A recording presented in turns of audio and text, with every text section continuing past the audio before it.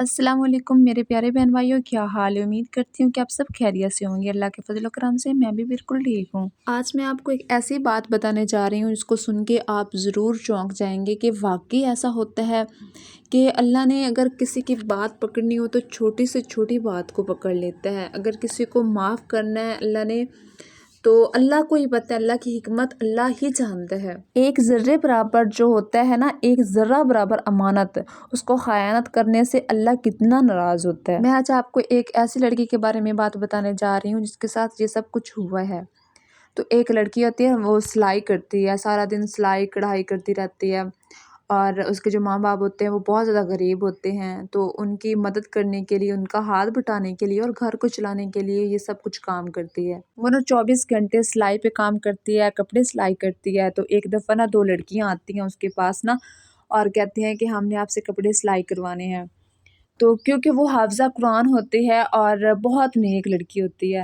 اور اس کی تربیت بھی بہت اچھی کی گئی ہوتی ہے، تو نا وہ کہتی ہے کہ آپ بتائیں مجھے کس طرح کہ آپ نے کپڑے سلائی کروانے ہیں۔ تو وہ ہاف بتاتے ہیں، مطلب اتنے بازو بھی نہیں ہونے چاہیے، اور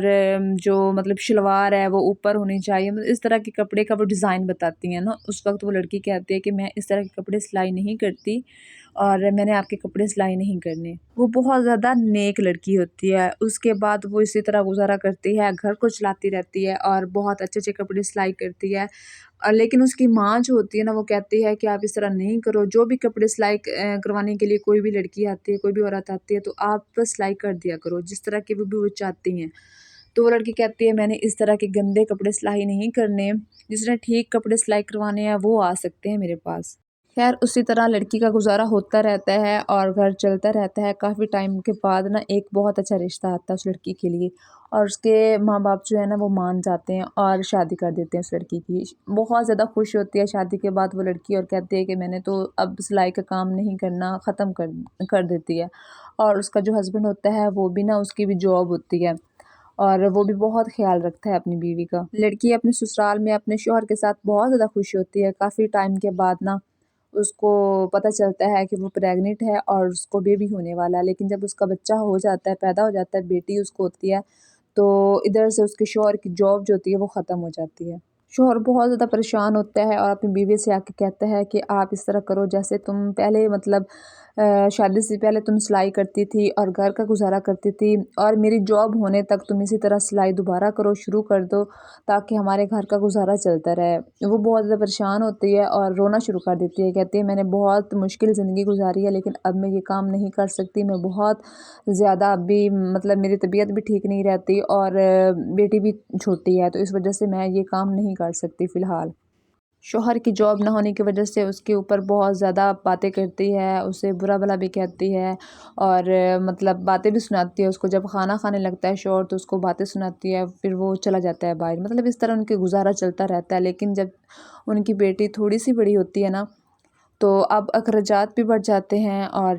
پھر بیٹی کے لیے اتنا نہیں پیسہ ہوتا کہ کپڑے وغیرہ وہ سلائی کر کے اپنی بیٹی کو پہنا سکے۔ خیر وہ دوبارہ سے سلائی کرنا، کپڑے شروع کر دیتی ہے سب کے، اور جو ان کے کپڑے میں سے کپڑا بچتا ہے نا، وہ اپنی بیٹی کا فراک وغیرہ، کپڑے وغیرہ سلائی کر کے اپنی بیٹی کو پہنا دیتی ہے۔ کافی ٹائم کے بعد، کافی عرصہ جب گزرتا ہے نا، تو اس کے شوہر کو بھی ایک سیٹھ بلاتا ہے اور وہ اس کو کام دے دیتا ہے، اور اس کے مطلب اس کے شوہر کی جاب ہو جاتی ہے۔ تو بہت زیادہ پھر خوشحالی آ جاتی ہے ان کے گھر میں، اور شوہر جو ہے وہ کام پہ جاتا ہے، ان کا گزارا ایسے چلنا شروع ہو جاتا ہے۔ لیکن وہ لڑکی پھر بھی یہ کام نہیں چھوڑتی، مطلب کپڑے سلائی سب کے کرتی رہتی ہے تاکہ ادھر سے بھی جو آمدنی آئے، اور شوہر کی جو مطلب جاب لگی ہوتی ہے وہاں سے بھی جو آئے، تو گھر کا گزارا اچھے سے ہو سکے۔ اور پھر وہ گھر بھی بناتے ہیں بہت اچھا سا، اور بیٹی بھی بڑی ہونا شروع ہو جاتی ہے۔ ایک دفعہ نا وہ سیڑھیوں سے اتر رہی ہوتی ہے لڑکی نا، تو وہ زور سے گرتی ہے اور اس کے سر میں سے نا خون آنا بہت زیادہ شروع ہو جاتا ہے، اور بھاگ کے نا وہ ہاسپٹل لے کے جاتے ہیں۔ وہ شوہر جو ہوتا ہے نا، وہ مطلب کام پہ گیا ہوتا ہے، اس کی جو ممی ہے نا وہ کال کرتی ہے اور کہتی ہے کہ آپ گھر آ جائیں کیونکہ آپ کی بیوی جو ہے وہ گری ہے اور اس کو ہاسپٹل لے کے جانا ہے۔ اچھا پھر وہ بھاگ کے نا گھر آتا ہے اور اس کو ہاسپٹل میں لے کے جاتا ہے، اور کچھ ٹائم بعد ہی نا اس کی ڈیتھ ہو جاتی ہے اس لڑکی کی نا۔ پھر وہ دفنانے کے لیے جب جاتے ہیں نا، تو وہاں پہ نا وہ قبر میں خود اترتا ہے نیچے، اور وہاں جا کے نا اس کے نا جیب میں نا، جہاں وہ کام کرتا ہے نا، وہاں کی چابیاں ہوتی ہیں نا، تو وہاں وہ گر جاتی ہیں چابیاں، اس کو پتہ نہیں چلتا، اور پھر وہ گھر آ جاتے ہیں دفنا کے نا ایسے ہی۔ بہت زیادہ روتے ہیں، مطلب گھر میں بہت زیادہ ٹینشن ہوتی ہے ان کو۔ رات کو ایک کال آتی ہے سیٹھ کی، اور سیٹھ کہتا ہے کہ آپ آ جاؤ، مجھے چابیاں دے کے جاؤ، مجھے نا ضرورت ہے ان کی۔ لیکن جب وہ دیکھتا ہے اس کی جیب میں چابیاں نہیں ہوتی، وہ بہت زیادہ پریشان ہوتا ہے، اور صبح ہوتے ہی نا وہ قبرستان کی طرف چلا جاتا ہے، اور وہاں جا کے نا بہت مطلب ڈرتا بھی رہتا ہے ساتھ ساتھ، اور جاتا ہے قبر کے پاس، جا کے کھدائی شروع کر دیتا ہے۔ تو جو رکھوالا ہوتا ہے نا، مطلب جو دھیان رکھتے ہیں وہاں کے، وہ آتا ہے، وہ کہتا ہے آپ کو چور تو نہیں ہو، مطلب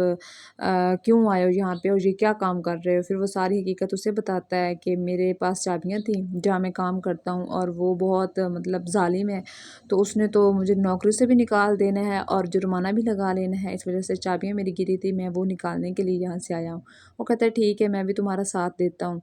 اور مل کے نکال لیتے ہیں، کوئی بڑی بات نہیں ہے۔ اور وہ جو لڑکا ہے نا، وہ پھر ریلیکس ہو جاتا ہے، مطلب یہ ساتھ ہے میرے، اور دونوں کھدائی شروع کر دیتے ہیں۔ جب اس لڑکی کا شوہر اندر دیکھتا ہے نا، تو قبر میں اس کو بہت زیادہ عذاب مل رہا ہوتا ہے، تو وہ بہت زیادہ ڈر جاتا ہے، اور بتاتا ہے ساتھ والے آدمی کو بتاتا ہے، تو وہ کہتا ہے کہ اس کے اوپر مٹی ڈالیں اور چابیوں کو بھول جاؤ، کوئی اور رستہ نکالو، اب یہ نہیں ہو سکتا۔ پھر وہ لڑکا گھر جاتا ہے اور ساری صورتحال اس لڑکی کی ماں کو بتاتا ہے کہ یہ میں نے دیکھا ہے۔ وہ کہتی ہے کہ آپ نا مسجد کا مولوی ہے، اس کو بلا کے نا یہ ساری حقیقت بتاؤ۔ وہ لڑکا اس مولوی کو بلاتا ہے اور ساری حقیقت بیان کرتا ہے، اور وہ مولوی کہتا ہے کہ یہ بتاؤ کہ وہ زبان درازی تو نہیں کرتی تھی، یا پھر اس طرح کوئی اس کا گناہ آپ نے دیکھا ہو؟